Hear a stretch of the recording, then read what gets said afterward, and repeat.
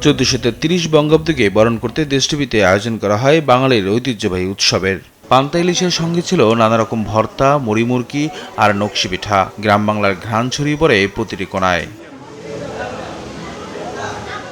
উৎসবের সাজেও ছিল বৈশাখের ছোঁয়া। নারী সহকর্মীদের হাতে তুলে দেওয়া হয় বেলি ফুলের মালা, রঙিন চুড়ি আর টিপ। আয়োজনে ভিন্ন মাত্রা যোগ করেন প্রতিষ্ঠানের ব্যবস্থাপনা পরিচালক নিজ হাতে নারী সহকর্মীদের টিপ পরিয়ে দিয়ে। সহকর্মীদের সঙ্গে ছবি তুলে হাসি আনন্দ ভাগাভাগি করে দিনভর চলে বর্ষবরণ উৎসব। কর্মক্ষেত্রে পরিণত হয় এক পারিবারিক মিলনমেলায়। এদিন শুধু আনুষ্ঠানিকতা নয়, আনন্দ ছড়িয়ে পড়ে কর্মীদের মনে প্রাণে। কেউ ব্যস্ত ছিল সেলফিতে, চলে দলভিত্তিক ছবি তোলা। হাসি আর উচ্ছ্বাসে ভরে ওঠে পুরো আয়োজন। নিজেদের মতো করে এই উৎসবকে আরও উপভোগ্য করে তোলেন দেশ টিভির কর্মীরা। নতুন বছরের এই উজ্জ্বল শুরু শুধু উৎসবের নয়, এ যেন সম্পর্ক, ভালোবাসার, একাত্মতার এক নতুন অঙ্গীকার। দেশ টিভির এই আনন্দ ছড়িয়ে পড়ুক সবার জীবনে। নববর্ষ হোক সবার জন্য শুভ ও সুন্দর।